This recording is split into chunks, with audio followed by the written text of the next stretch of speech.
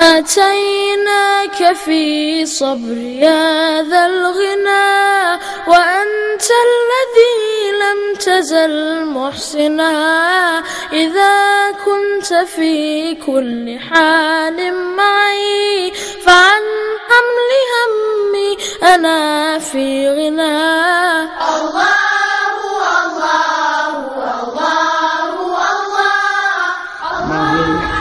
বরকতি জায়গা। এই মাহফিলের বরকত যদি আমাদের নসিবে আমরা হক আদায় করে নিয়ে যেতে পারি তাহলে পিছনের সব গুনাহ মাফ করে দিবেন আল্লাহ তাআলা। কারণ উলামায়ে কেরামের মজলিস তো উলামায়ে কেরামের মজলিস এমনি একটা আলোকিত মজলিস,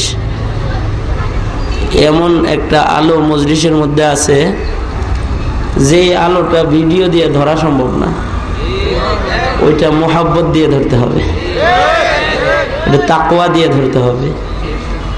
খৌফ ও খাশিয়াতের যে জাল, ওই জাল ফালায় এই আলোটা ধরতে হবে।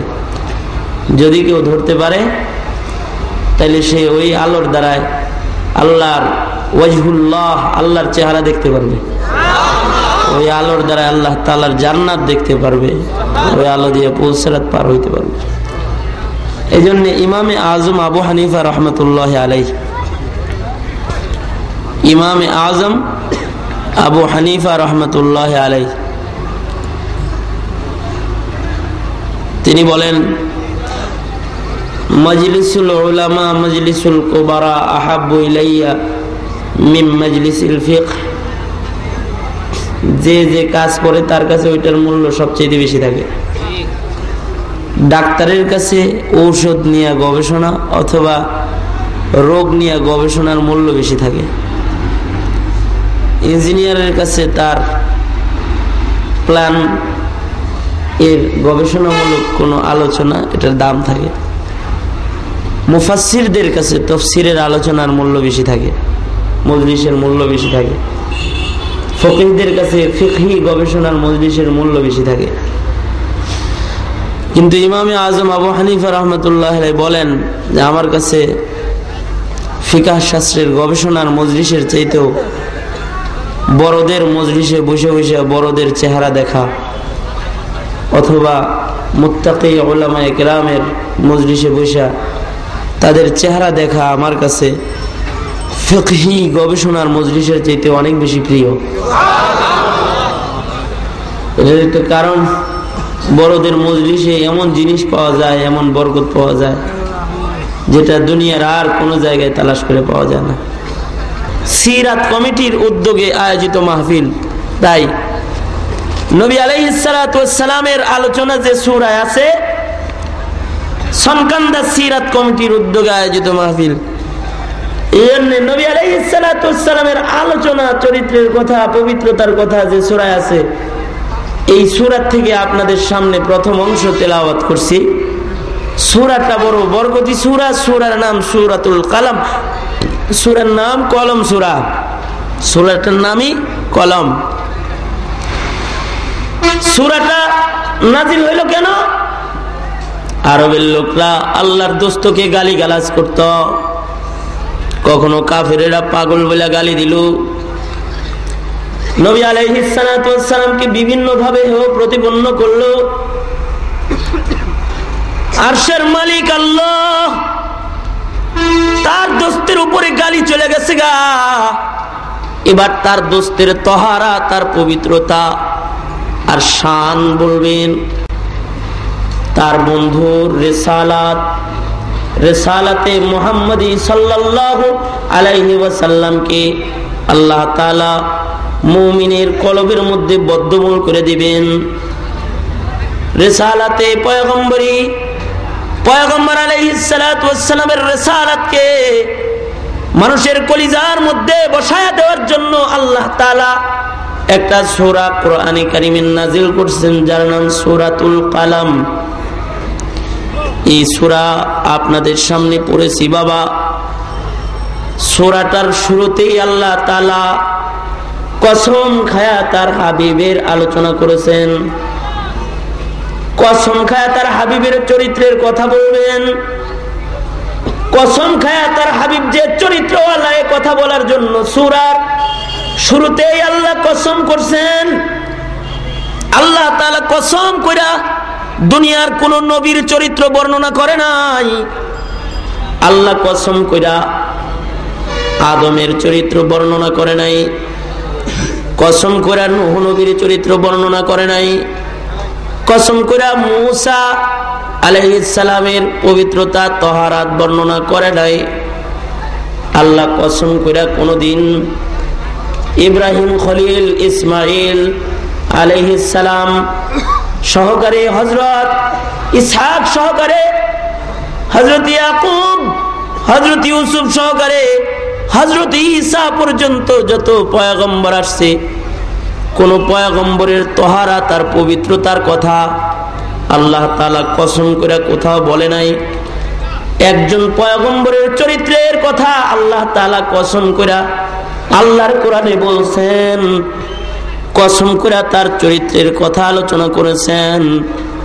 সেই মানুষটা হলো আল্লাহর মনোনীত ওই পয়গম্বর, আপনার আমার নবী মুহাম্মদুর রাসূলুল্লাহ সাল্লাল্লাহু আলাইহি ওয়াসাল্লাম। নবী আলাইহিস সালামের কথাটাই শুধুমাত্র আল্লাহ কসম করে বলছেন। এই চরিত্রের আলোচনাই আল্লাহ শুধু কসম করে করেছেন, যেটা তার দোস্তের চরিত্র। এছাড়া পৃথিবীর কোন নবী পয়গম্বরের চরিত্রের কথাও কোথাও কসম করে বলে নাই। যে সূরায় কসম করে আল্লাহ তার বন্ধুর চরিত্রের কথা বলেছেন, ওই সূরার প্রথম অংশ তেলাওয়াত করেছি বাবা। আল্লাহর রাসূলের সাথে যে সূরার বড় সম্পর্ক, রিসালাতের আলোচনা যে সূরায় আছে, এই সূরার সাথে যদি কারো সম্পর্ক থাকে তাহলে আল্লাহর রাসূলের সাথে জান্নাত পেয়ে যাবে। সূরাটার মুহাব্বত, রাসূলের মুহাব্বত, কুল হুয়াল্লাহু আহাদের মুহাব্বত, আল্লাহর মুহাব্বত, সূরা ইখলাসের মুহাব্বত, আল্লাহ তাআলার মুহাব্বত। ঠিক তেমন সূরাতুল কলমের মুহাব্বত, রাসূলের মুহাব্বত, নবী আলাইহিস সালামের মুহাব্বতের আলামত। কারণ নবীজির নাম লইল এটা ইবাদত। কোথাও বৈশা আল্লাহর দোস্তের নাম লওয়া হইল, এটা ইবাদত। কোন জায়গায় বৈশা আল্লাহর রাসূলের কথা বলা হইল, এটা ইবাদত। আল্লাহর রাসূলের কথা শোনা হইল ইবাদত, নবীর নাম নেওয়া হইল ইবাদত, নবীর সাথে সামান্য মোহাব্বত জাহির করা হইল তাহলে জান্নাত। আর নবীর সাথে আদাওয়াত জাহান্নাম, নবীর নামের সাথে মোহাব্বত আল্লাহর জান্নাত। সালাম উস पर के जैसे का तज़किरा हाइने इबादत है, सलाम उस पर के जिसका तज़किरा हाइने इबादत है, सलाम उस पर के जिसका जिंदगी रहमत ही रहमत है, सलाम उस पर कि जिस पर जा फिदा करना सादत है, सलाम उस पर कि जिससे बुग़्ज़ नफरमानी शकावत है। আল্লাহর রাসূলের নাম নেওয়া ইবাদত।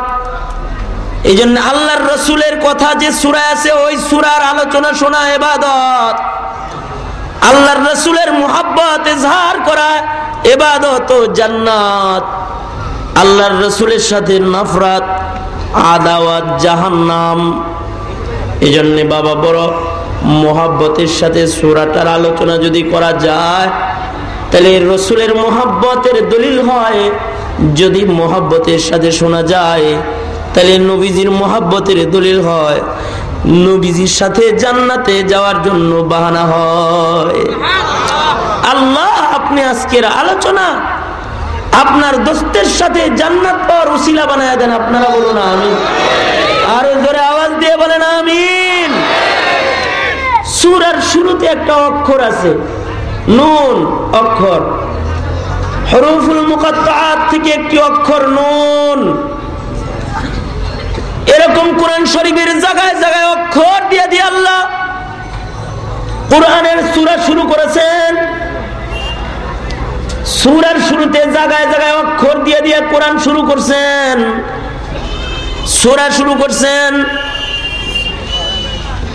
যেমন সূরাতুল বাকারা আল্লাহ তাআলা শুরু করেছেন আলিফ লাম মিম, সূরাতুল বাকারা শুরু করেছেন তিনটা অক্ষর আলিফ লাম মিম। আবার কোন জায়গায় শুরু করেছেন ইয়াসিন,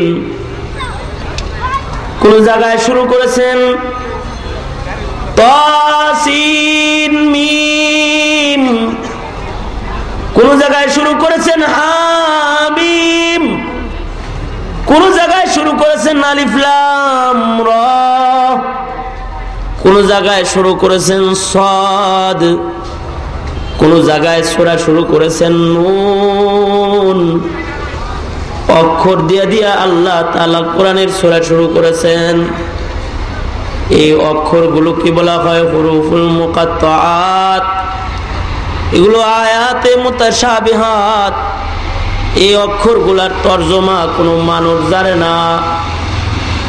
এগুলো আল্লাহ তাআলার কোরআনের গোপন রাজ।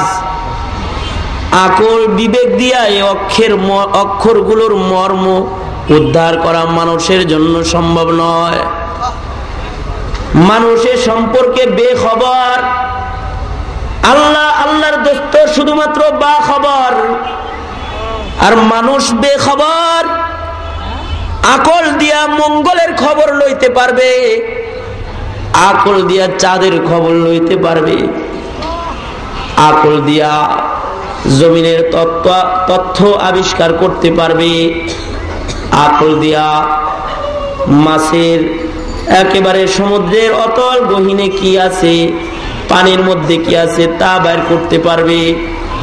কিন্তু কোনো মানুষই আকলের দ্বারা কোরআনের এই অক্ষরগুলোর ভিতরে কি আছে এগুলো বের করার যোগ্যতা আল্লাহ তাআলা কোনো মানুষকে দেয় নাই। সুবহানাল্লাহ, আস্তে করে লা হাওলা ওয়ালা কুওয়াতা ইল্লা বিল্লাহ। অক্ষরগুলোর ভেতরে কি আছে আকল দিয়ে বের করা সম্ভব নয়। আমি বিপদে আছি, আপনারা অন্তত আমার বিপদে রাখেন না। আপনারা যারা আমার সামনে আছেন আপনারা বিপদে রাখেন।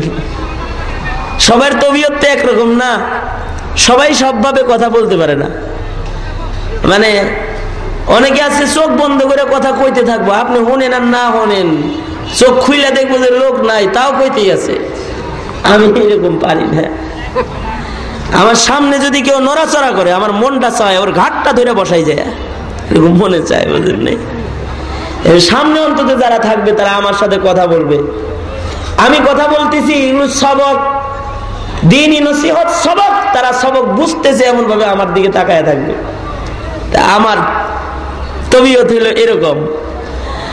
তো অনেকে বলবেন যে হুজুর এরকম বিদগুটা তবিয়ত আপনার কা?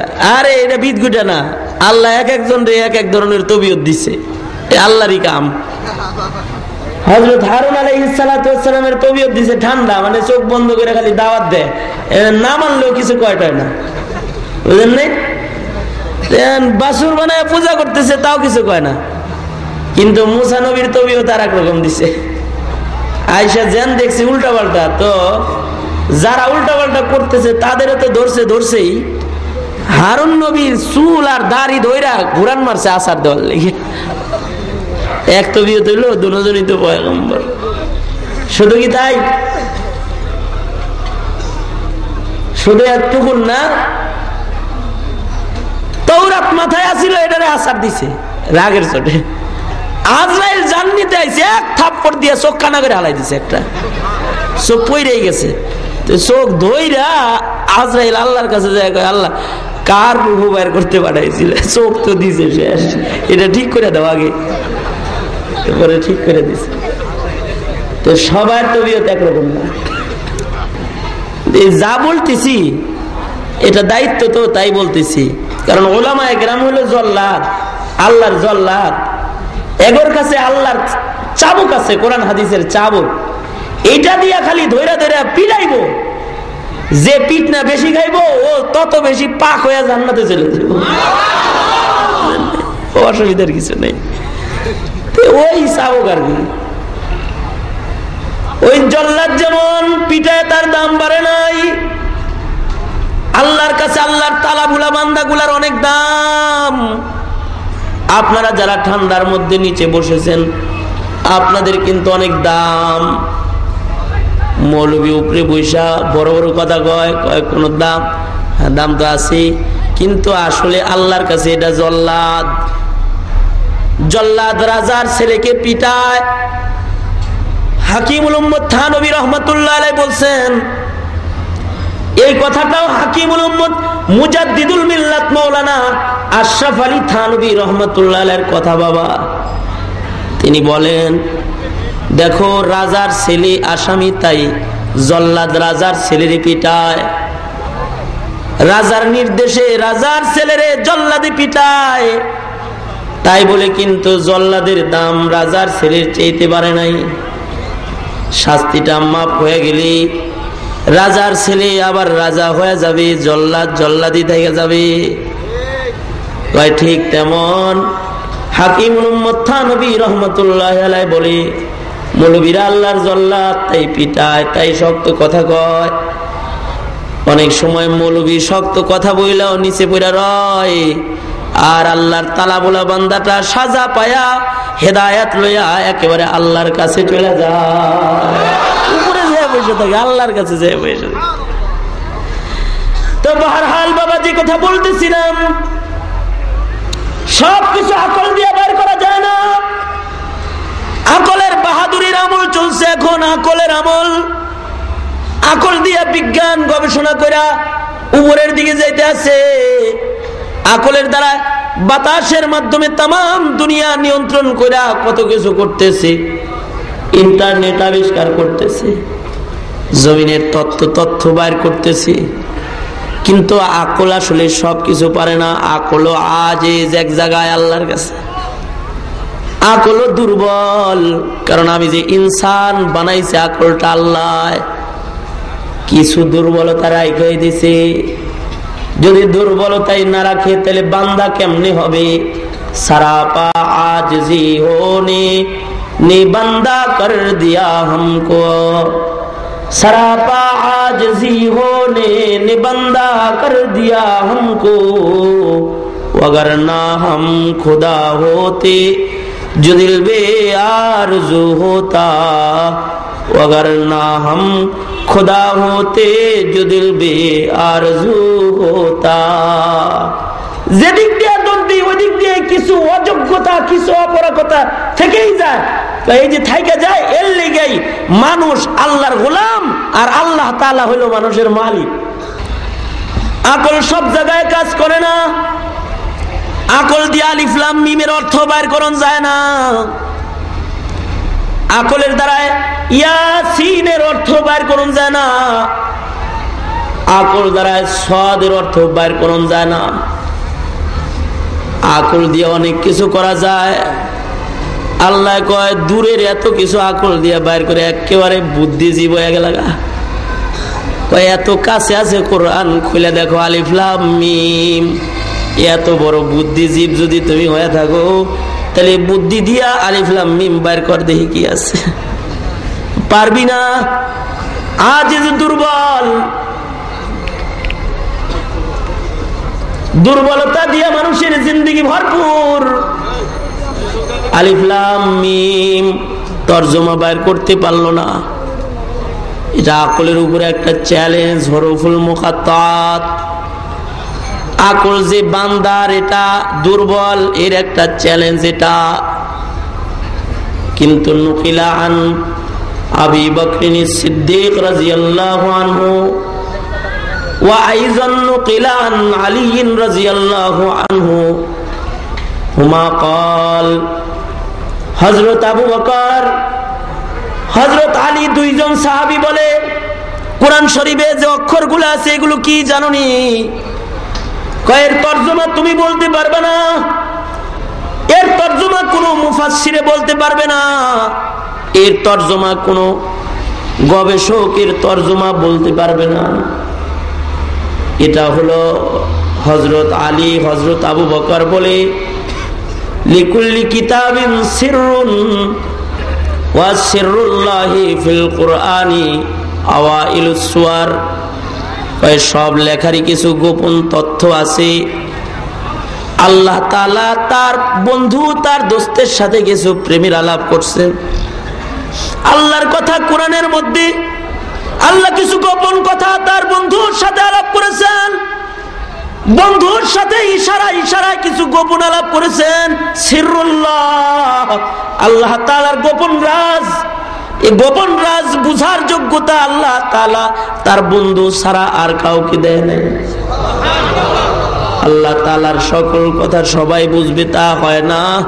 কয় আল্লাহর কিছু কথা শুধু মাত্র তার দোস্ত বুঝবে, আর কেউ বুঝবে না। এজন্য কোরআনের এই অক্ষরগুলা যখন সামনে এসে যায়, আলিফ লাম মিম ইয়াসিন হামিম আলিফ লাম রা সাদ নুন আইসা গেলি মুফাসসিররা কয় আল্লাহু ওয়া রাসূলুহু আ'লামু বিমুরাদিহি। এই অক্ষরগুলোর উদ্দেশ্য আমি জানি না, কেউ জানে না। শুধুই মাত্র এগুলোর রাজ আর রহস্য আর তথ্য আল্লাহ এবং আল্লাহর রাসূল এর উদ্দেশ্য জানেন। দুনিয়ার কোন মানুষ এর ভিতরে ঢোকার যোগ্যতা রাখে না। সুবহানাল্লাহ জোরে বলেন, আর জোরে চিল্লায়া বলেন সুবহানাল্লাহ। কেউ ঢোকার যোগ্যতা রাখে না। কে ঢুকবে ওখানে? আল্লাহ, আল্লাহর রাসূল, এছাড়া আর কেউ জানে টানে না। এই নুন আল্লাহর গোপন রাজ। বন্ধু, আপনার চরিত্রের আলোচনা করতেছি, কিন্তু কিছু কথা আপনার সাথে আগে নুন দিয়া বললাম, আপনি বুঝলেন, কেউ বুঝলো না। আপনারে কয় পাগল। এত আকল যদি ওগুলো থাকে তাহলে নুনে কি আছে বাইর করে দেয়া। ওয়াল কলম, কলমের কসম, ওমা ইয়াসতুরুন, কলম যা আয়াত নিয়েছে তার কসম, কলমের লেখার কসম, কলমের কসম, কলমের লেখার কসম। দুইটা কসম করে আল্লাহ কথা বলতেছেন। মানুষের খাসিলত হইল মানুষ তবিয়তগত ভাবে কসম করে বললে কথা তাড়াতাড়ি গ্রহণ করে। তাই কোরআনের জায়গায় জায়গায় আল্লাহ কসম করেছেন। যতগুলো কসম করেছেন, কম দামি কোন জিনিসের কসম আল্লাহ কোরআনে করে নাই। কোরআনের কোন জায়গায় আল্লাহ কয় নাই কাঁচা মরিচের কসম, এরকম বলে নাই। একটা দামি জিনিসের কসম খাইছে। এখানেও দুইটা কসম আছে। মুফাসসিরিন হযরত বলেছেন, ইলা বাযুম মিনাল মুফাসসিরিন বলেছেন, এই যে আল্লাহ কসম খাইছে, কয় কলমের কসম, কলমের লেখার কসম। আল্লাহর কাছে কলম ও কলমের লেখা এত দামি, দুনিয়ার আর কোনো জিনিস অত দামি না। আল্লাহর কাছে কলম আর কলমের লেখা সবচেয়ে দামি, মূল্যবান জিনিস। কারণ কলম কলমের লেখার দ্বারা আখলাক গঠন হয়, কলম কলমের লেখা দিয়ে ইলম অর্জন হয়, কলম কলমের লেখা দিয়ে ইলম অর্জন হয়, আর ইলমের মাধ্যমে খুলুকে আজিম গঠন হয়। এজন্য আল্লাহ তাআলা কলম কলমের লেখার কসম আল্লাহর চরিত্রের আলোচনা করার আগে খাইছেন। আল্লাহর কাছে কোরআনে যত কসম আছে এর মধ্যে এই কসমটা আল্লাহর কাছে সবচেয়ে দামি কসম, সবচেয়ে দামি কসম। কলমের কসম, কলমের লেখার কসম, দুইটা কসম। কারণ কলম আল্লাহ তাআলা সবচেয়ে আগে বানাইছে। ছাত্র ভাইরা কলমের ইতিহাস শোনো। তুমি ছাত্র, তোমার পকেটে কলম। কলম আল্লাহ তাআলার সর্বপ্রথম সৃষ্টির নাম কলম। সহিহ হাদিস আল্লাহর রাসূল বলে, ক্বালান নবী সাল্লাল্লাহু আলাইহি ওয়াসাল্লাম, ক্বালান নবী সাল্লাল্লাহু আলাইহি ওয়াসাল্লাম, আউয়ালু মা খালাকাল্লাহুল কলম। আল্লাহর রাসূল বলে, আল্লাহ তাআলা সর্বপ্রথম যা বানাইছেন তার নাম হলো কলম। আল্লাহ তাআলা সর্বপ্রথম একটা কলম বানাইছেন। ওই কলমটা একটা দামি কলম। ওই কলম আমনে করে দেখায় নাই, কোন নবীরেও দেখায় নাই। এটা একটা দামি কলম, এটা একটা আজব কলম, কাউকে দেখায় নাই। পৃথিবী সৃষ্টিরও, আপনাকে আমার এই দুনিয়া সৃষ্টি, আপনার আমার অবস্থানের দুনিয়ায় এই পৃথিবীটা সৃষ্টিরও 50,000 বছর আগে আল্লাহ তাআলা একটা কলম বানাইছিলেন।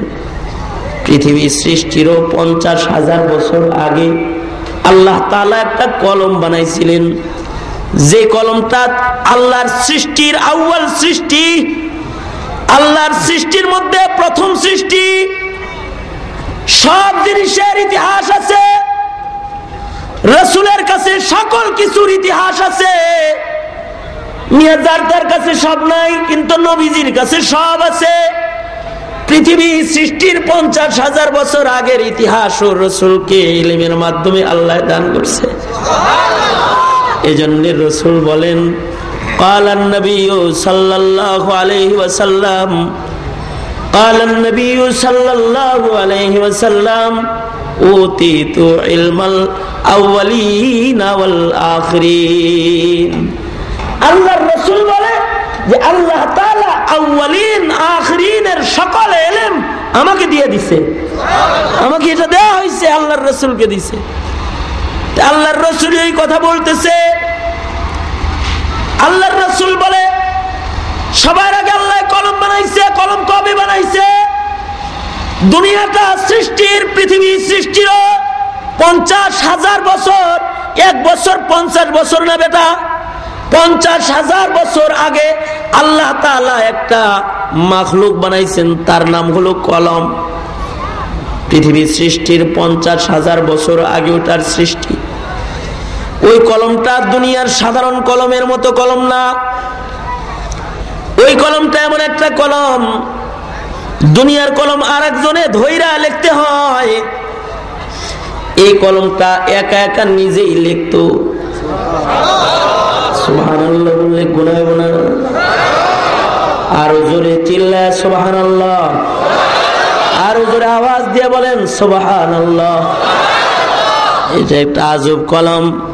কলমটা নিজেই লেখালেখি করতো, একাই লিখতো। আবার কলমটা আল্লাহর সাথে কথাও কইতো, আল্লাহর সাথে কথোপকথন করতো। এমন একটা কলম যে নিজে লিখতো, আবার মালিকের সাথে কথা কইতো। আল্লাহ ওই কলমটা বানায় কলমকে বললেন, উকতুব, এই কলম লেখা আরম্ভ করো, লেখো। কলম বলে, মাজা আক্তুবু, ও আল্লাহ আমি কি লিখবো, কি লিখবো আমি? আল্লাহ এবার কলম রে শিখায় দেয়, কলম সকল মাখলুকাতের তাকদীর লেখো। মুহাদ্দিসিন হযরতরা বলেন, এমন কি আল্লাহ তাআলা আসমানের তাকদীর লিখতে কইছে, জমিনের তাকদীর লিখতে কইছে, চাঁদের তাকদীর লিখতে কইছে, সূর্যের তাকদীর লিখতে বলেছে, দুনিয়ার সকল মাখলুকাতের তাকদীর লিখতে বলেছে। এমনকি পিপিলিকারও তাকদীর লিখতে বলেছে। আদমের তাকদীর লিখেছে, নূহের তাকদীর লিখেছে, ইব্রাহিম ইসমাইলের তাকদীর লিখেছে, ঈসা আলাইহিস সালাম পর্যন্ত সব নবী সকল উম্মতের তাকদীর লিখেছে। শেষ নবী বিশ্ব নবীর তাকদীর লিখেছে। তখনও পর্যন্ত আল্লাহ কিছুই বানায় নাই, খালি তাকদীর লিখতে আছে। রাসূলের নূরও বানায় নাই, রাসূলও বানায় নাই। আগে রাসূলের তাকদীর লেখা হইতেছে একটা কলম দিয়া। ওই কলম দিয়া তাকদীর লিখতেছে আল্লাহ তাআলা। সকল কিছুর তাকদীর লিখেছে। চাঁদ কতবার উদয় হবে, কতবার অস্ত যাবে, সূর্য কতবার উদয় হবে, কতবার অস্ত যাবে, চাঁদ কতবার আলোকিত অবস্থায় উদয় হবে, কতবার অন্ধকারাচ্ছন্ন অবস্থায় উদয় হবে, সূর্য কতবার গ্রহণ লাগবে জীবনে, চাঁদ কতবার জীবনে গ্রহণ লাগবে, কোন তারকা কি কি অবস্থানে থাকবে, সকল কিছুর তাকদীর লেখা হয়েছে। চাঁদের ভিতরে আবার মানুষ যাবে, কয়জন যাবে, কবে কবে যাবে, তাকদীর লেখা হয়েছে।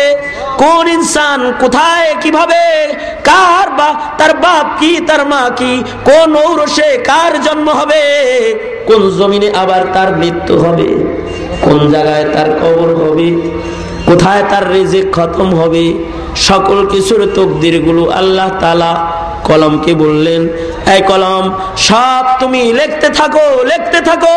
আল্লাহর হুকুমে, আল্লাহর সৃষ্টির ওই কুদরতি কলম এটা নিজেই লেখা আরম্ভ করলো, সব কিছুর তকদির লেখা ফেললো। সকল তকদির গুলোকে আল্লাহ তাআলা লৌহে মাহফুজের মধ্যে সংরক্ষণ করলেন। ওই কলম তাওরাতও লিখলো, ওই কলম জবুরও লিখলো, ওই কলম ইনজিলও লিখলো, ওই কলমে 100 খান সহিফাও লিখলো, কোরআনও লিখলো, লৌহে মাহফুজে রাখা হইল। সকল কিছু কলম দিয়া লেখা আল্লাহ লৌহে মাহফুজের মধ্যে সংরক্ষণ করলেন। সব কিছু লৌহে মাহফুজে সংরক্ষণ হইল।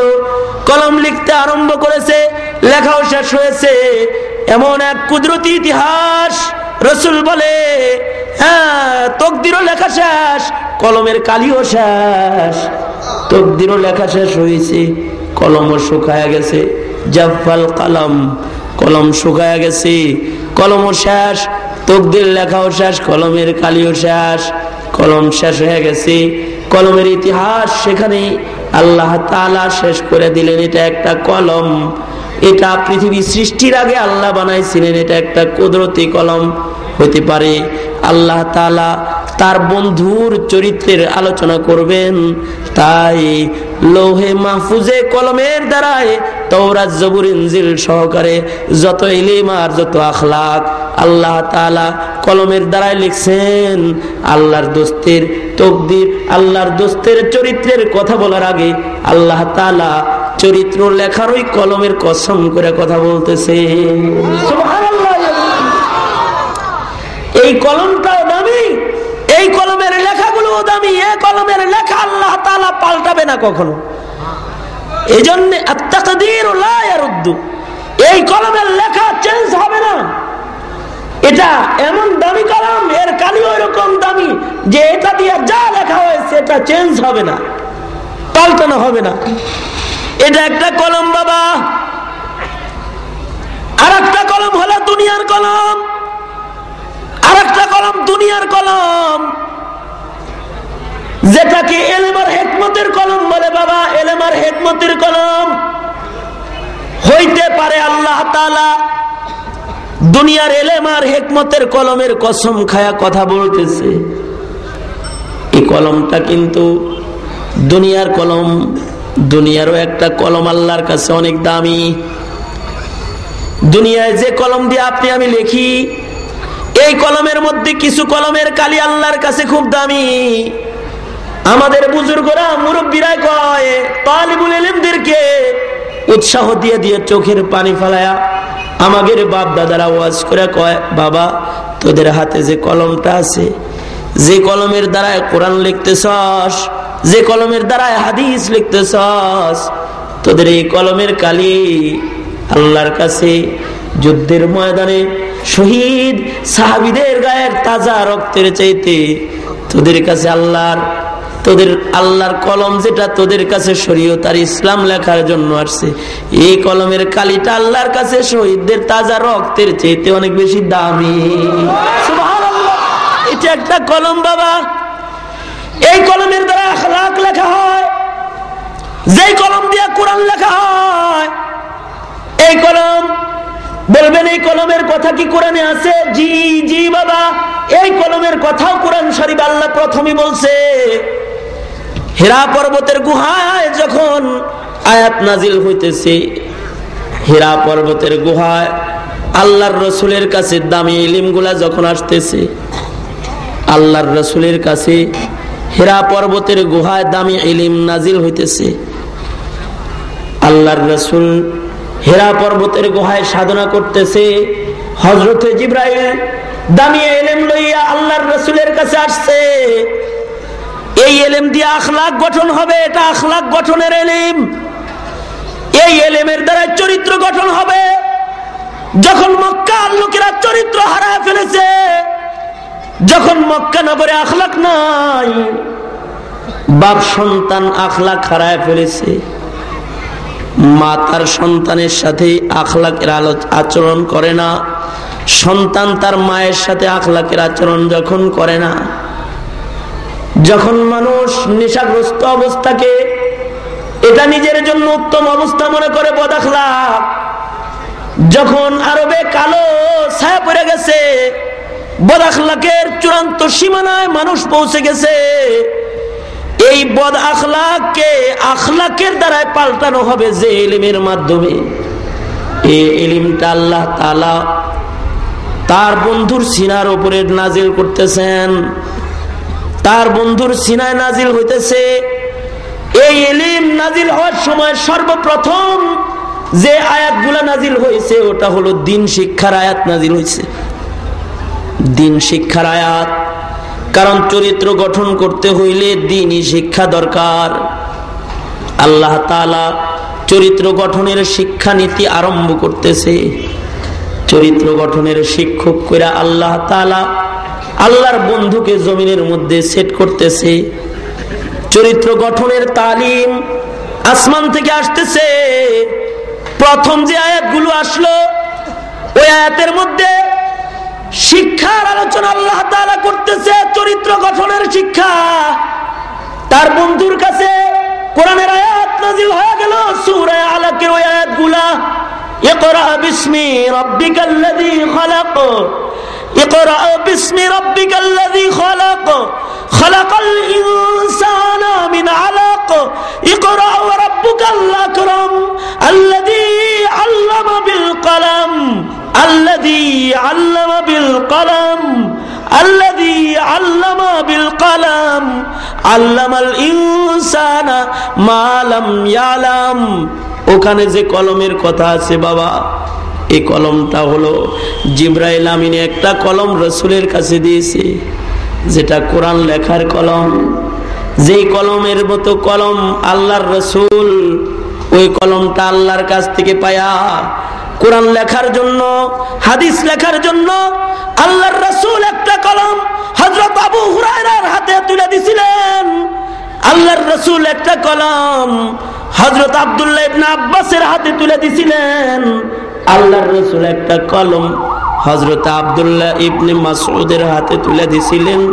একটা কলম হযরত আলীর হাতে ইলমে নাহু লেখার জন্য তুলে দিয়েছিলেন। যে কলম আল্লাহর রাসূলের কাছ থেকে দ্বীন আর হিকমতের কলম, ইলম ও হিকমতের কলম, শরীয়ত ও হিকমতের একটা কলম সাহাবায়ে কেরাম তাদের হাতে পেয়েছিলেন।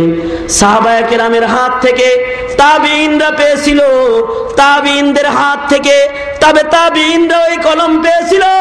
সাহাবায়ে কেরামের হাত থেকে ইমামে আজম আবু হানিফা পেয়েছিল ওই কলম। ইমামে আজম আবু হানিফার কাছ থেকে ইমামে মুহাম্মদ, ইমামে আবু ইউসুফ ও কলম পেয়েছিল। অমন করে ইমামে শাফি রহমাতুল্লাহ আলাইহি পর্যায়ক্রমে ওই কলম হাতে নিয়েছিলেন। অমন করে হযরতে ইমাম মালিক, হযরতে আহমদ বিন হাম্বল সহকারে মাযহাবী ইমামরা ওই কলমগুলো হাতে নিয়েছিলেন। ওই কলম সেই কলম যেই কলম দিয়ে হাদিস লেখার জন্য ইমাম বুখারী যে কলমটা হাতে লইছিলেন, ইমামে মুসলিম যে কলমটা হাতে নিয়েছিলেন, ইমামে আবু দাউদ, ইমামে তিরমিজি যে কলমটা হাতে নিয়েছিলেন, ইমামে নাসাই, ইমামে ইবনে মাজাহ যে কলমটা হাতে নিয়েছিলেন, ওটা হলো ইলম আর হিকমতের কলম।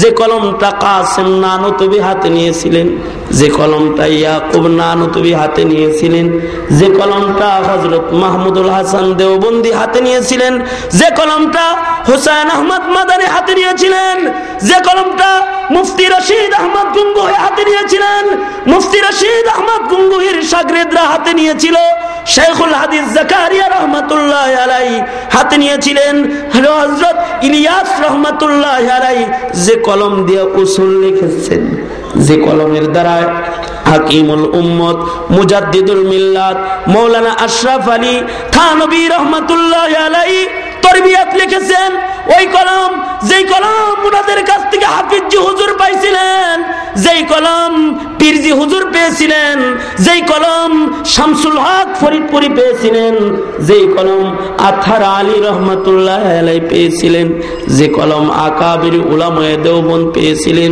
ওই সেই কলম চরিত্রে গঠনের কলম।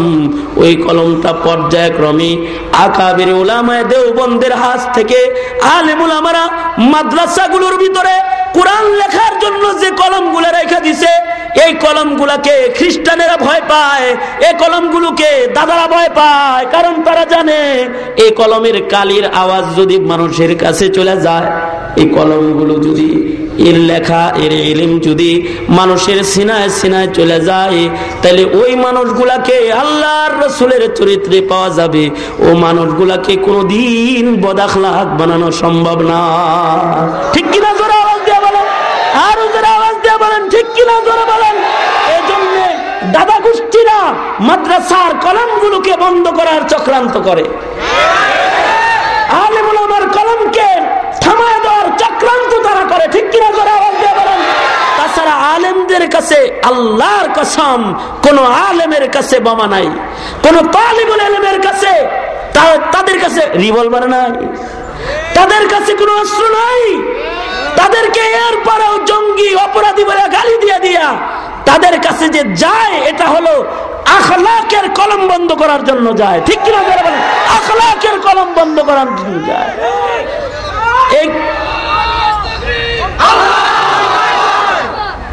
এই কলমটা হলো আখলাকের কলম।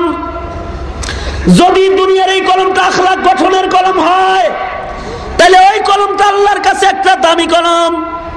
আল্লাহ তার হাবিবের চরিত্রের কথা বলতে যায় ওই কলমের কসম খাইতেছেন, তার হাবিবের চরিত্রের কথা বলতে যায় কলমের লেখার কসম খাইতেছেন। আল্লাহ কয় ওয়াল কালাম নুন ওয়াল কালামি ওয়া মা ইয়াসতুরুন। আল্লাহ কয় কলমের কসম, কলমের লেখার কসম। কসম খায় এবার বলতেছে ননাপুনি মা আনতা বিনিয়ামাতি রব্বিকা বিমাজনুন। ও বন্ধু, আপনি আপনার রবের নিয়ামতে আপনি আসলে পাগল না। কে কয়? আরো জোরে বলেন, কে কয়? আরো জোরে বলেন, কে বলে? আল্লাহ বলে আপনি পাগল নন। ঠিক আকাবের বুজুর্গরা কয় আল্লাহর রাসূলকে এক শ্রেণীর লোকেরা পাগল বলেছে। আল্লাহ আসমান থেকে কসম খায় বলছে আপনি পাগল নন। কিয়ামত পর্যন্ত কিছু মানুষ আল্লাহর কথা বলবে, তাদের এক শ্রেণীর লোকেরা পাগল বলবে। কিছু মানুষ দাওয়াত ও তাবলীগের কাজ করবে, তাদের মানুষে পাগল বলবে। কিছু মানুষ পাগড়ি মাথায় দিয়ে সকাল সন্ধ্যা আল্লাহর নামের জিকির করবে, মানুষ তাদের পাগল বলবে। কিছু মানুষ বৈশা বৈশা আল্লাহওয়ালাদের সোহবতে বৈশা বৈশা কাঁদবে, তো মানুষ তাদের বলবে পাগল হয়ে গেছে গা, পাগল বলবে। কিছু মানুষ সুন্নতের উপরে চলবে, মানুষেরা তাদের পাগল বলবে। আল্লাহর রাসূলকে যেমন পাগল বলেছে, কিয়ামত পর্যন্ত রাসূলের উম্মতদের মধ্যে এক শ্রেণীর পাক্কা পুখতা ইমানদার বান্দাদেরকে এক শ্রেণীর লোকেরা পাগল বলে গালি দিবে। আল্লাহ তাআলা যেমন তাদের জবাব দিয়েছে, কিয়ামত পর্যন্ত আল্লাহ তাদের জবাবও দিবে। আমাদের মুরব্বীরাই কয় আবু জেহেল আবুল আহাব উতবা সাহেবা তারা রাসূলকে পাগল বলেছে, কিয়ামত পর্যন্ত আল্লাহর পেয়ারা পেয়ারা বান্দাদেরকে এক শ্রেণীর লোকেরা পাগল বলবে, কারণ ওদের গায়ের মধ্যে আবু জেহেলের রক্তের আসর পড়ে গেছে। রাগ করেন না, রাগ করেন না, রাগ করে লাভ নাই, ফায়দা নাই। আমার উপরেও রাগ করে লাভ নাই। আইসি আর কোনোদিন নয়, দাওয়াত দিবেন না আর আসুন না, তাই কিছে ইচ্ছে হইব না। কেন তারা গালি দিবে? এদের রক্তের ভিতরে গালিগালাজের আসর পড়ে গেছে, এই জন্য তারা গালিগালাজ করবে। যারা আওয়াজ দিয়ে বলেন ঠিক কিনা, যারা বলেন। আর আল্লাহ তাআলা তাদের পাশে দাঁড়ায় দাঁড়ায় বলতে থাকবে এরা পাগল না, এরা পাগল না। ফাসাতুবসিরুন ওয়া ইউবসিরুন বিআইকুমুল মাফতুন। আজরাইল পাঠায় লই টের পাবি কে পাগল, হে পাগল না তুই পাগল। আল্লাহর রাসূলের ব্যাপারে আল্লাহ কয় ও বন্ধু আপনাকে ওরা পাগল কয়, আর আমি বলতেছি আপনি পাগল নয়, আপনি আমার নিয়ামতওয়ালা পয়গম্বর। আল্লাহর রাসূল নিয়ামতওয়ালা পয়গম্বর। আল্লাহর রাসূলকে অনেক নিয়ামত আল্লাহ দান করেছেন যা দুনিয়ার কোন নবীরে দেয় নাই। এমন নিয়ামতওয়ালা মানুষ বলে কোনোদিন পাগল হতে পারে? একজনে যে একজনকে কয় এই জানুনি মুহাম্মদ পাগল, কয় কোন জায়গায় আছে, কোন জায়গায় আছে? কয় ওই যে দেখা যায়। উনি বলতেছে দয়ের কাফের কোথাকার, এমন চেহারার মানুষ বুঝি কোনোদিন পাগল হয়? আসলে তো এমন চেহারার মানুষ পয়গম্বর হয়, এমন সুন্দর মানুষ পয়গম্বর হয়, পাগল নয়। এমন নিয়ামত রাসূলকে আল্লাহ দান করেছেন যে পাগল বলার প্রশ্নই আসে না, তিনি পয়গম্বর এ কথা বলবে এমন নিয়ামত আল্লাহ আল্লাহর বন্ধুকে দান করেছেন। মার চাইতে রাসূলকে বেশি ভালোবাসা যায় এমন নিয়ামত দান করেছেন। বাবার চাইতে রাসূলকে বেশি ভালোবাসা যায়, রাসূলকে বেশি নিয়ামত দান করেছেন। দুনিয়ার সকল মানুষের চাইতে রাসূলকে বেশি ভালোবাসা যায়, রাসূলকে বেশি নিয়ামত দান করেছেন। সৌন্দর্য রাসূলকে শ্রেষ্ঠ সৌন্দর্য দান করেছেন। দুনিয়ার কোন মানুষ কোন পয়গম্বরকে এত সুন্দর বানায় নাই যত সুন্দর আল্লাহ তাআলা তার বন্ধুকে বানাইছে।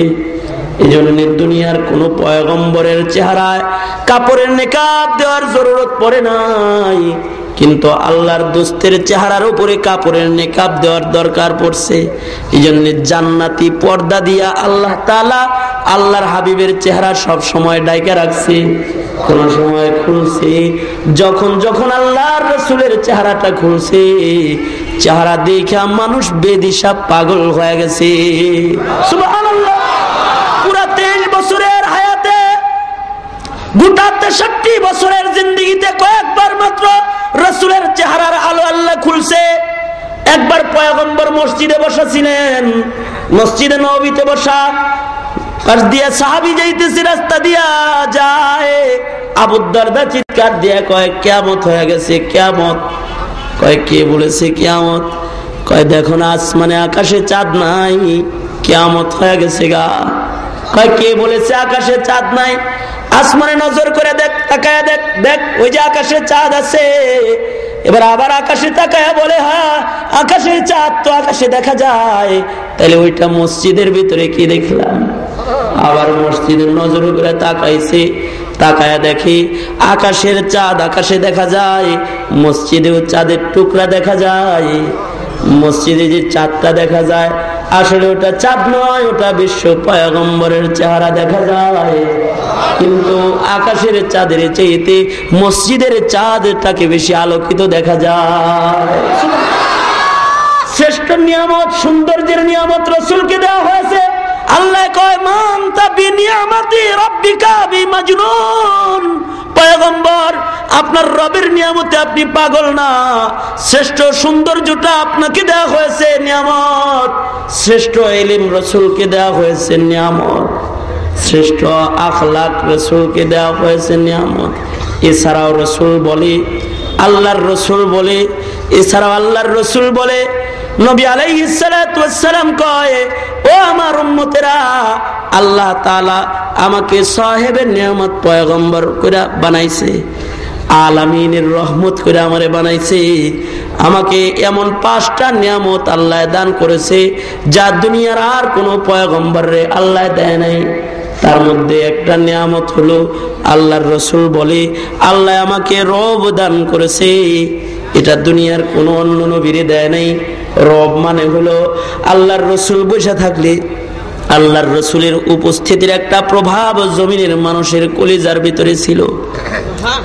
এমনকি আল্লাহর রাসূল কোথাও বসে থাকলে ডান দিকে 1 মাস ঘোড়া দৌড়ের রাস্তা, বাম দিকে 1 মাস ঘোড়া দৌড়ের রাস্তা, সামনের দিকে 1 মাস ঘোড়া দৌড়ানোর রাস্তা, পেছনের দিকে 1 মাস ঘোড়া দৌড়ানোর রাস্তা, মাসিরাতা শাহর।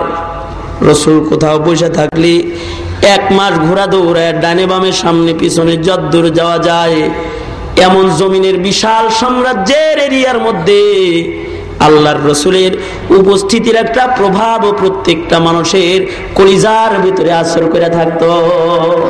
যে নবীজি আছে এই কাম করা যাবে না, রাসূল আছে এই কাজ করা যাবে না, এরকম একটা ভয় সবার কলিজার ভিতরে থাকতো। রাত্রে ঘুম হইতো না, কাজ হতো ডরে। আমাদের মুরব্বীরা বড় সুন্দর করে করে বুঝায়, এই যুবক ভাইরা, স্কুল কলেজের ভাইরা যারা আসছো, আলোচনায় আলহামদুলিল্লাহ মুরব্বীদের কথা তো অনেকই বলার চেষ্টা করি। এই যে এটাও একটা বলতেছি, আমাদের মুরব্বীরা রব কাকে বলে এটা বুঝায় কেমনে? কয় দেখবা মৌলবী দেখলে হাতের সিগারেটটা ফালায় দেয় না, এটা কি লেগে দেয় জানো? কয় রব। মৌলবীর মধ্যে নবীর ইলম আছে, ওইটার আসর পড়ছে। মৌলবীর মাথায় নবীর সুন্নত আছে, ওইটার আসর পড়ছে। তাস খেলতেছে, মৌলবী সাহেব পাশ দিয়া যাইতেছে, কাশ দিছে, কাশির আওয়াজ শুনেই বলছে আমগো ইমাম সাহেব আইতেছে। ইমাম সাহেব তাড়াতাড়ি তাস গুলাকে রুমাল দিয়ে ঢাইকে আর লাগে যিনি বাদামের পুটলা লয়ে বইছে। কয় এমন কেন করছে জানো? কয় রব, মৌলবীর ইলমের রব ওদের আসর করেছে, এই আসরে ওরা এমন হয়ে বসছে। এটাকে বলা হয় রব ওয়ারাসাত। এই জন্য আহলে ইলমদের রব বেদাতীদের ভিতরে পড়ে যায়। আহলুস সুন্নাতি ওয়াল জামাত যারা, আলেম ওলামা যারা, হক্কানি পীর বুজুর্গ যারা, এরা কোথাও গেলে যারা উল্টা পাল্টা কাজ করে তারা আগুনের মতো, বিদ্যুতের মতো জ্বলা বলে উঠে। তারা হায় হায় এখানে আইছে গা, এখানে আইছে গা। তার মানে এর প্রভাবে তো সব বেদাতীরা দাঁতওয়ালা হয়ে যাবে, এর প্রভাবে তো সব জাহান্নামীরা জান্নাতে ঢুকে যাবে, এর প্রভাবে তো যারা আল্লাহ হারাইছে তারা আল্লাহ পাওয়া যাবে। এই পেরেশানির প্রভাব যারা পাপিষ্ঠ তাদের কলিজার উপরে আসর করতে থাকে, ঠিক কিনা যারা বলে? এমনকি মুমিনের তাওহীদ মাখা কালেমার একটা রব আছে। যেমন ও যুবক ভাই, তোমার জবানে যে লা ইলাহা ইল্লাল্লাহ রয়েছে, এর একটা প্রভাব আছে। এর প্রভাব কি জানো? দেখো না দাদারা তোমাকে ডরায়, এর প্রভাবে ডরায়। গোটা ভারতবর্ষ এত বড় যে তুমি 2-4 মাসে ভারতবর্ষ সফর করে শেষ করতে পারবে না। 24, 48, 52 ঘন্টা ট্রেনে বসে থাকবা, ভারতবর্ষের এক প্রদেশ থেকে আর এক প্রদেশে যেতে পারবে না। এত বড় ভারতবর্ষের রাজত্ব দাদারা করে, তারপরেও রাঘব বোয়ালের মতো বড় বড় চোখ করে বাংলাদেশের দিকে তাকায় থাকে, পাইলে দখল করে হালাই দিব। ওই লাল চামড়ার গোষ্ঠী যারা, ওই লাল চামড়ার গোষ্ঠী যারা পৃথিবীর মোড়লগিরি করতেছে, এরাও বাংলাদেশের দিকে তাকায় থাকে। বাংলাদেশের কিছু কম আকল যারা, ওরা মনে মনে ভাবে যে গ্যাসের জন্য তাকায় থাকে, তেলের জন্য তাকায় থাকে, স্বর্ণের জন্য তাকায় থাকে। হ্যাঁ মিয়া, ওদের কাছে প্রযুক্তি আর আকল আছে, তোমাদের কাছে ইলম আছে। ওদের কাছে যে আকল আছে, ওই আকল দিয়ে ওরা তো সমুদ্রের নিচ থেকে অনেক কিছু বাইর করতে পারে। তোমার দেশের মাটি খুইদা 3 কেজি স্বর্ণ নেওয়ার দরকার আছে বেটা? স্বর্ণ বা গ্যাস বা তেলের জন্য তাকায় থাকে না। কি জন্য তাকায় থাকে? মুসলমান একটু দুর্বল হয়ে থাক, নজর করে থাকলে পরে একটু ডরায় থাকবো, তাকায় থাকলে একটু ভয় নিয়ে থাকবো, দুর্বল হয়ে থাক। কারণ কি? কারণ ওরাও জানে মুমিনের কালেমার একটা প্রভাব আছে, মুমিনের জবানের কালেমার একটা প্রভাব আছে, তাওহীদ ও একাত্মবাদের একটা প্রভাব আছে। সারা দুনিয়ার কাফের মুশরিকরা জানে যে বাংলার জমিন ছোট হইলে কি হবে, এখানে লক্ষ লক্ষ কলজা লৌহে মাহফুজ কোরআনের হাফেজ আছে, লক্ষ লক্ষ সিনা এলেমের সিন্ধুক এলেমের খাজানা আছে, 15 কোটি 16 কোটি মুসলমানের কলিজার ভিতরে কালেমায়ে তাওহীদ আর ঈমানের দৌলত আছে। এই গোটাটা যদি একসাথে ব্রাস্ট হয়ে যায়, পারমাণবিক শক্তি খতম হয়ে যাবে, অ্যাটমিক শক্তি খতম হয়ে যাবে, সারা দুনিয়ার সবকিছু শেষ হয়ে যাবে। এই তাওহীদের কালেমার প্রভাবে ও মুমিন যুবকেরা, তোমাদের এই লাল চামড়ার গোষ্ঠী ডরায়, দাদারা ডরায়, যারা মোরল তারা সবাই মুসলমানদেরকে ভয় পায়, নজর দিয়ে তাকায় থাকে যেন তাওহীদ যেন কখনো ভ্রষ্ট না হয়। কারণ ওরা জানে তাওহীদ ভ্রষ্ট হয়ে গেলে, বদরের 313 তাওহীদ ভ্রষ্ট হয়েছে তো আধা জাহান দখল হয়ে গেছে। 15 কোটি তাওহীদ ভ্রষ্ট হয়ে গেলে তামাম জমিন মুসলমানদের কদমের নিচে চলে যাবে। এটাই ঠিক। এই যুবক, তুমি কলেজে পড়লে কি হবে? তোমার জবানে যে কালেমা আছে, তোমার জবানে যে কালেমায়ে তাওহীদ আছে এটার একটা প্রভাব আছে। শুধু মৌলবীরে ডরায় না বেটা, তোরেও ডরায়। তো ভাইরা আমার, বন্ধুরা আমার, প্রভাব এটা নিয়ামত। আল্লাহর রাসূল বলে, আমার উম্মতেরা, আমাকে আল্লাহ তাআলা রব দান করেছে যা দুনিয়ার আর কাউরে দেয় নাই। মনে রাখতে হবে যারা আল্লাহর দুশমন, মনে রাখতে হবে যেদিন ব্রাস্ট হবে সেদিন উপায় থাকবে না, মনে রাখতে হবে। তবে ব্রাস্ট হওয়ার আখলাক আমাদের ভিতরে নাই, আলহামদুলিল্লাহ। আমাদের ভিতরে আবু বকরের আখলাকের ছাপ পড়ছে, আলহামদুলিল্লাহ। উলামায়ে দেওবন্দ তথা মুসলমানদের ভিতরে আবু বকরের আখলাক আছে। যেমন ফতেহ মক্কা হয়ে গেছে, সবাই কান্দে, আবু বকর বলে, আল্লাহ তুমি আমার চোখের পানি শুকায়া দাও যেন আমি না কান্দি, কারণ আমি যদি কান্দি সান্ত্বনা দিবে কে?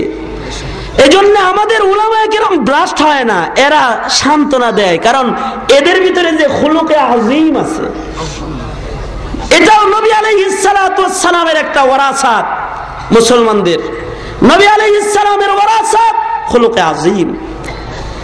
তো ওইদিকে আসতেছি বাবা। আল্লাহর রাসূল বলে, আমাকে আল্লাহ 5টা নিয়ামত দিয়েছে যার কাউরে দেয় নাই। 1 নম্বর, আল্লাহ আমাকে রব দান করেছে, দুনিয়ার আর কাউকে রব দেয় নাই। 2 নম্বর, আল্লাহ তাআলা আমার জন্য গোটা জমিনকে মসজিদ বানাইছে। জয়লাত লিয়াল আরদু কুল্লুহা মসজিদাও ওয়া তাহুরা। সারা দুনিয়ার জমিন আল্লাহ আমার জন্য মসজিদ বানাইছে, যেখানে 2টা সেজদা দিবে আমার উম্মত, আল্লাহ তাআলা ওইখানে আয়েশা বান্দার সাথে কথা কয়। যেখানে দাঁড়ায় যাবে মালিক আয়েশা ওইখানে হাজির হয়ে যাবে। গোটা দুনিয়াটাই মসজিদ, গোটা দুনিয়াটাই আল্লাহর বানানো মসজিদ। আলহামদুলিল্লাহ, জোরে কোন। গোটা দুনিয়াটা আল্লাহর বানানো মসজিদ।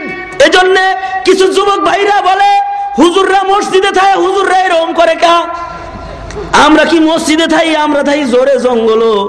না বেটা, কে কইছে জোরে থাকস? ওটাও মসজিদ। ওখানে আজান দিয়ে নামাজ পড়লে আল্লাহ ওখানেও দেখা করবে।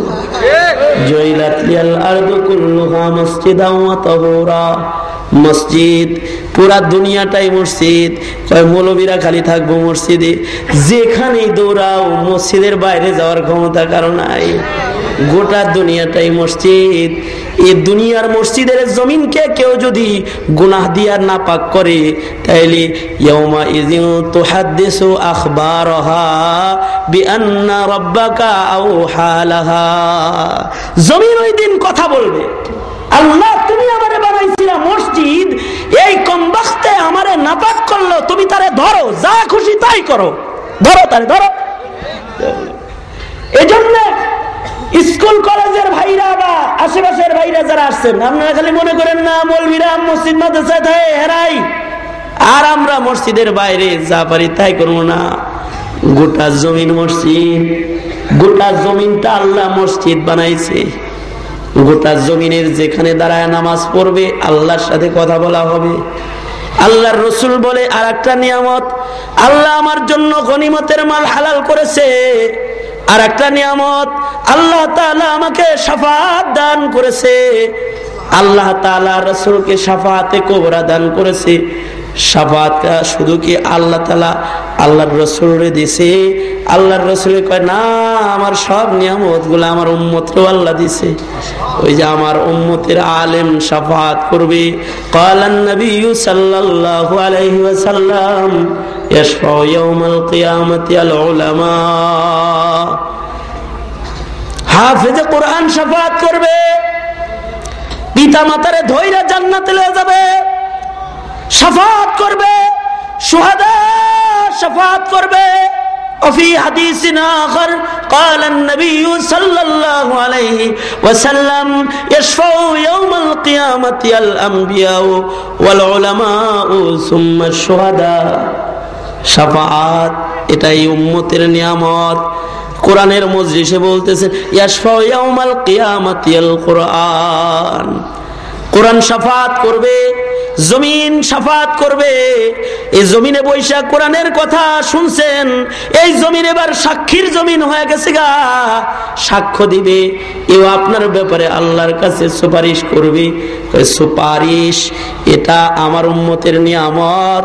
আল্লাহর রাসূলের সুপারিশ, জমিনের সুপারিশ, ওলামাদের সুপারিশ, কোরআনের সুপারিশ, এটা উম্মতের জন্য নিয়ামত। আল্লাহর রাসূলকে আল্লাহ তাআলা শাফাআত দান করেছে, শাফাআতে কুবরা আল্লাহর রাসূলকে আল্লাহ দান করেছে, এটা রাসূলের নিয়ামত। আল্লাহ কয় এত নিয়ামত যারে দিছি সে বুঝি পাগল। মা আনতা বিনিয়ামাতি রাব্বিকা বিমাজনুন। বন্ধু আপনি পাগল নন, আপনি আমার নিয়ামতওয়ালা পয়গম্বর। সুবহানাল্লাহ, আপনি নিয়ামতওয়ালা পয়গম্বর। যারা আপনারা গাল দেয়, যারা আপনার বিরুদ্ধাচরণ করে, এর জন্য আমি আপনার জন্য প্রতিদান রেডি করে রাখছি।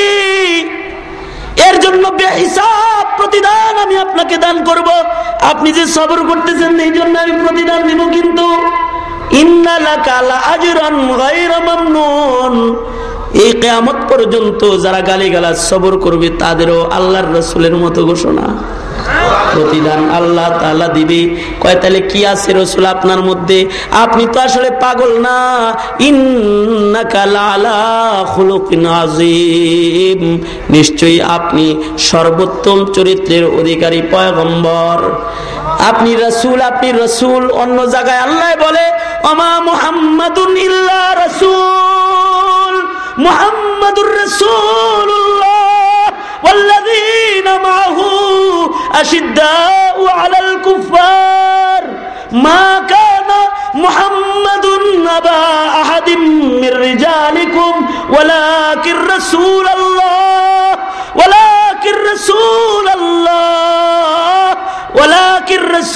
الله وخاتم النبيين। কয় মুহাম্মদ সাল্লাল্লাহু আলাইহি ওয়াসাল্লাম পাগল নয়, তিনি রাসূল, তিনি শেষ নবী, তিনি রাসূল, তিনি পাগল নয়, তিনি শ্রেষ্ঠ আখলাকওয়ালা। শ্রেষ্ঠ আখলাকওয়ালা যদি কেউ দেখতে চায়, আমাদের আকাবের বুজুর্গরা কয় তোমরা শ্রেষ্ঠ আখলাক দেখবার চাও। সাহাবীরা শ্রেষ্ঠ আখলাক দেখেছে, পয়গম্বরের দিকে তাকাইছে। কিয়ামত পর্যন্ত কেউ যদি শ্রেষ্ঠ আখলাক দেখতে চায়, তাহলে আল্লাহ কোরআনে কয় ইন্নামা ইয়াখশাল্লাহ মিন ইবাদিহিল উলামা। আর রাসূল বলে ইন্নামাল উলামা ওয়ারাসাতুল আম্বিয়া। কেউ যদি খুলুকে আযীম দেখতে চায়, তাহলে কিয়ামত পর্যন্ত আহলে ইলমরাই জমিনের খুলুকে আযীম, এদের তাকায়া দেখলে খুলুকে আযীম দেখা যাবে। সুবহানাল্লাহ, এদের দেখলে খুলুকে আযীম দেখা যাবে। এবার খুলুকে আযীম কাকে বলা হয় বাবা? খুলুক তিন প্রকার: খুলুকে হাসান, খুলুকে করিম, খুলুকে আযীম। খুলুকে হাসান, খুলুকে করিম, খুলুকে আযীম। খুলুকে হাসান বলা হয় কামিল इंसाफ যে করে, कोई अगर बुराई करे तो बुराई से जवाब दे। কেউ যদি খারাপ করে খারাপ দিয়ে জবাব দিয়ে দেয়, কেউ এক চোখ আঘাত করেছে তার এক চোখে আঘাত করে দেয়, ইনসাফ কায়েম করে, এটাও আখলাক। কিন্তু এটা খুলুকে হাসান। কার একটা হলো খুলুকে করিম। कोई अगर बुराई करे लेकिन वो सब्र करे, কেউ যদি খারাপি করে সে জবাব দেয় না, সে সবর করে, এটা হলো খুলুকে করিম। কুকুরের কাজ কুকুর করেছে, কামড় দিয়েছে পায়, কুকুরের পায়ে কামড় দেওয়া কি মানুষের শোভা পায়? কয় যে মানুষটা সবর করে, কামড় দেয় না, এটা হলো খুলুকে করিম। আর একটা হলো খুলুকে আযীম। কেউ যদি ক্ষতি করে তাহলে সে তার উপকার করে, এটা হলো খুলুকে আযীম। খুলুকে আযীম নিজেদের ভিতরে আনি, তবেই জান্নাতি হওয়া যাবে। এটাই ছিল আজকের আমার আপনাদের কাছে দাওয়াত। আলহামদুলিল্লাহ, जो कुछ हुआ तेरे करम से हुआ, जो कुछ होगा तेरे करम से ही होगा। আল্লাহ তাআলা বলার তৌফিক দিয়েছিলেন কিছু, তাই বললাম। যদি মানেন এটাও আল্লাহ তাআলা তৌফিক দিলে মানতে পারবেন। তাই দোয়া করতেছি আল্লাহ তাআলা মানার যোগ্যতা দান করুক। সকলে জোরে বলেন আমিন, আরো জোরে বলেন আমিন। আলহামদুলিল্লাহ। আমাদের আমি যখন ছোট, যখন পিচ্ছি, তখন আবুল কালাম ভাইয়ের রুমে যায় ঘুমাইতাম, সঙ্গীত ওনার কাছে থাকতাম।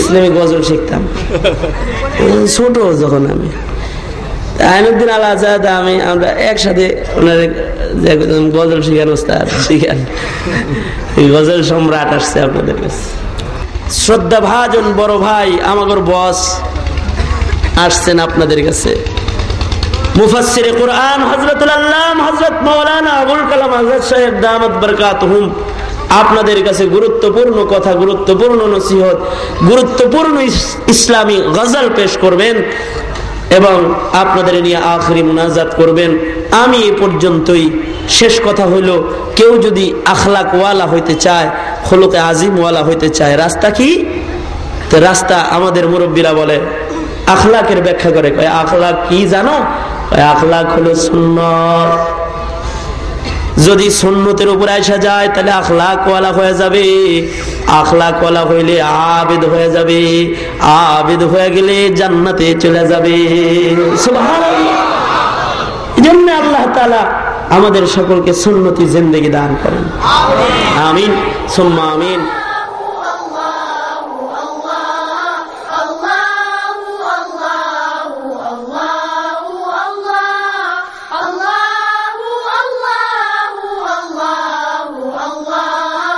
أتيناك في صبر هذا الغنى وأنت الذي لم تزل محسنا إذا كنت في كل حال معي فعن حمل همي أنا في غنى